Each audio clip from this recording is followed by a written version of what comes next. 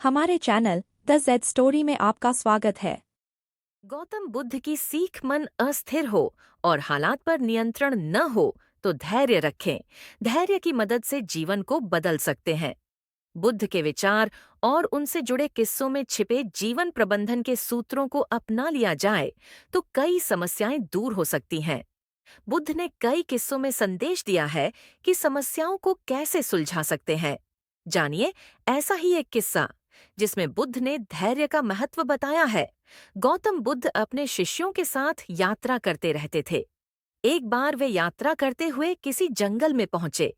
थकान और प्यास की वजह से बुद्ध एक जगह आराम करने के लिए रुक गए। उन्होंने अपने शिष्य से कहा कि उन्हें प्यास लगी है। पास में ही एक झरने की आवाज आ रही है, वहां से पीने का पानी मिल जाए तो लेकर आओ। बुद्ध की बात सुनकर शिष्य झरने की चल दिया। कुछ ही देर में शिष्य झरने के पास पहुंच गया। उसने वहां देखा कि पानी में से एक बैलगाड़ी गुजर रही है।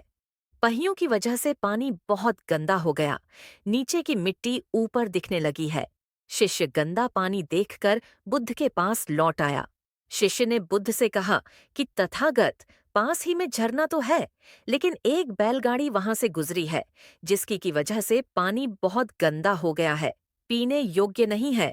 बुद्ध ने शिष्य से कहा कि कुछ देर बाद तुम फिर से जाना, इस बार तुम्हें पानी अच्छा मिल जाएगा।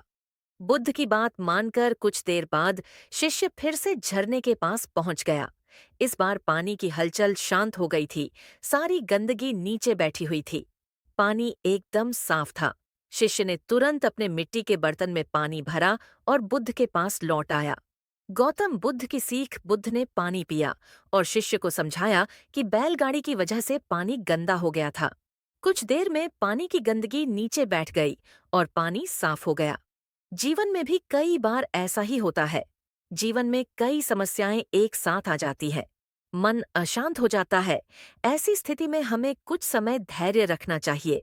धैर्य रखेंगे तो बड़ी बड़ी समस्याओं को दूर किया जा सकता है। विपरीत हालातों में मन को नियंत्रित करने के लिए धैर्य मदद करता है। जिन लोगों को मेडिटेशन का अभ्यास है, वे मन को बहुत जल्दी शांत कर सकते हैं। धैर्य से बुरे समय से निपटा जा सकता है। हमें नियमित रूप से ध्यान करने की आदत बनानी चाहिए। एक बार भगवान बुद्ध जेतवन विहार में रह रहे थे। भिक्षु चक्षुपाल भगवान से मिलने के लिए आए थे। उनके आगमन के साथ उनकी दिनचर्या, व्यवहार और गुणों की चर्चा भी हुई। भिक्षु चक्षुपाल अंधे थे। एक दिन विहार के कुछ भिक्षुओं ने कुछ मरे हुए कीटों को चक्षुपाल की कुटी के बाहर पाया और उन्होंने चक्षुपाल की निंदा करनी शुरू कर दी कि उन्होंने इन जीवित प्राणियों की हत्या की। भगवान बुद्ध ने निंदा कर रहे उन भिक्षुओं को बुलाया और पूछा कि क्या तुमने भिक्षु को कीड़े मारते हुए देखा है? उन्होंने उत्तर दिया, नहीं। इस पर भगवान बुद्ध ने उन साधकों से कहा कि जैसे तुमने उन्हें कीड़ों को मारते हुए नहीं देखा, वैसे ही चक्षुपाल ने भी उन्हें मरते हुए नहीं देखा और उन्होंने कीड़ों को जानबूझकर नहीं मारा है। इसलिए उनकी भर्त्सना करना उचित नहीं है। भिक्षुओं ने इसके बाद पूछा कि चक्षुपाल अंधे क्यों हैं? उन्होंने इस जन्म में अथवा पिछले जन्म में क्या पाप किए?